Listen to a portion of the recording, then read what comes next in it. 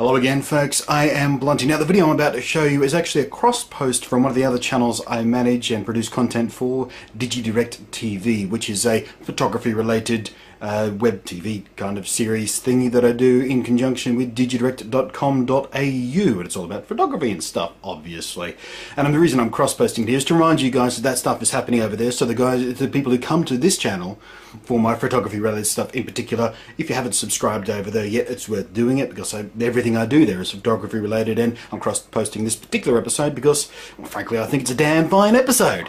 Let me know what you think. Hey Shadowbuggers, welcome to another episode of DigiDirect TV. Now, in a recent episode of DigiDirect TV, I went through the marvelous possibilities of teaming up the Sony RX100 with an iPad for on-the-go video making, and it's a brilliant team up, and a lot of you have agreed, and a lot of you had questions like, is there an Android alternative for editing videos? And to this point, I haven't found one. I am researching it. If I do find something worthwhile, you can guarantee I'll be making a video about it. If any of you out there have a suggestion for a really good, capable video editor for the Android platform, please let me know, because they're much, much harder to find on Android than they are on iOS. I'm telling you that now. One of the other questions I got was, well, that's fine for video, but I'm more interested in stills. Is there a can't miss, must-have picture editing program for your iPad or indeed your Android tablet? And yes, there is. It's called Snapseed. It's made by a company called Nick Software, and they were recently bought out by Google, and Google recently updated it to have built-in compatibility with Google+, which is the place you want to be if you are a photographer and you want to share your photos and join photography communities and get feedback and just have a great time. It is simply the best place to be if you're a snaphead. Snaphead, snapperhead, something, I don't know. And of course, because Google now owns it, they released an Android version for it. It was iOS originally only, but now it's on both platforms, and it works pretty much exactly the same on both platforms. Still a little more buggy in Android because the Android version is newer, it hasn't quite matured yet, but still brilliant.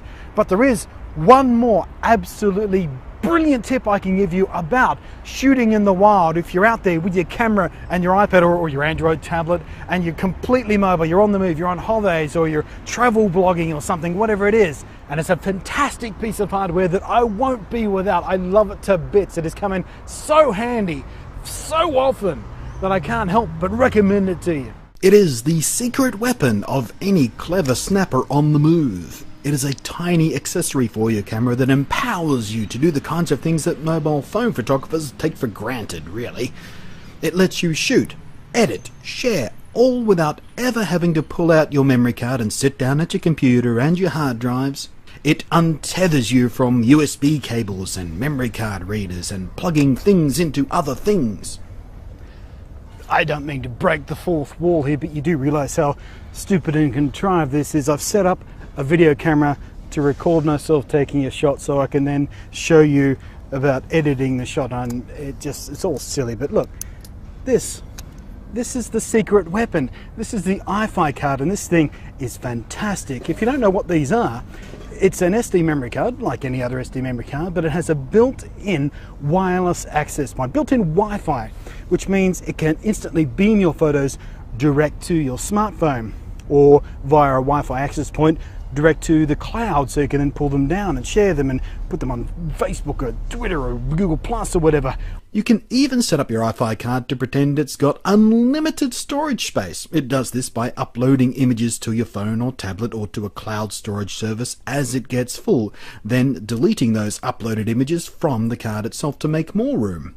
Very cool, but I'm a bit extra paranoid, and I'd rather not have the card deciding to delete images, even if it thinks they're safely uploaded elsewhere. I've got mine set up so that it only transfers those photos which I lock protect on the camera.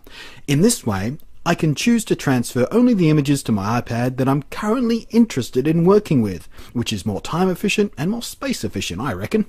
So, once I lock an image, it triggers the upload to go to the smartphone or a tablet app, and it simply pops your images right into your camera roll or image gallery, ready to go to work on in your favourite editor of choice, and then upload it to wherever you want to share it to. It's a wonderfully elegant solution. Now, of course, you can use the camera connection kit with your iPad to move your photos across, but that won't work for the iPhone, and it won't work for Android devices. Many Android devices, phone or tablet, this direct hardware connection is either impossible or a complete pain in the bum. So the iFi card simply makes it much easier to get it done, and with the benefit of being able to use the same iFi card with a bunch of different devices, depending on which one you got with you, and yes, even your laptop.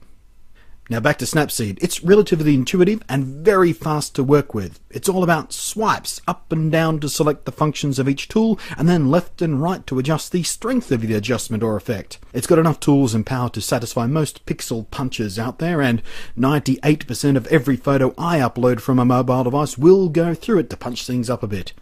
The only thing I don't like are the lack of decent filters, and the frames suck. So I'll often throw my snap-seeded images into Camera Plus for some final touches with filters and frames that I like.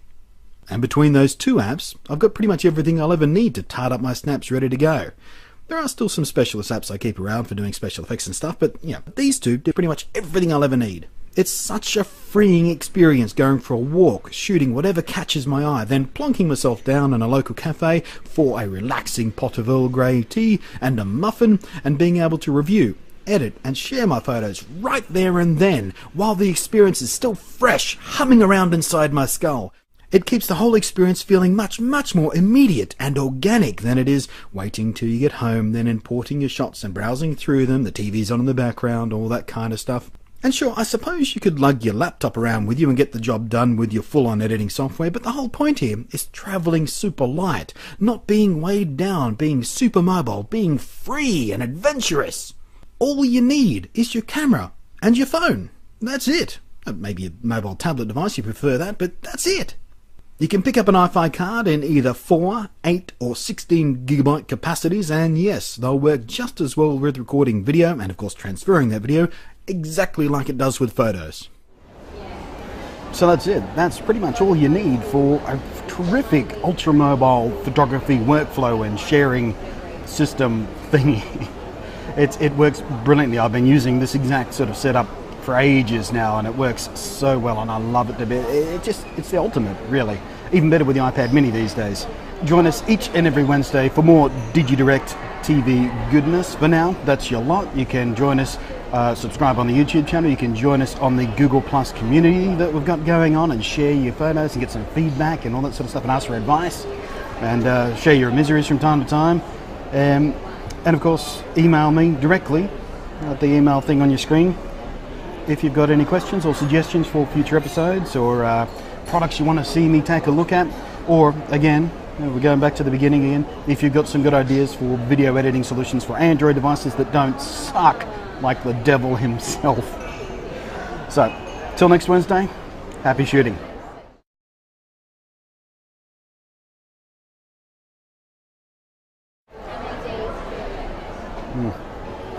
Not bad, Earl Grey.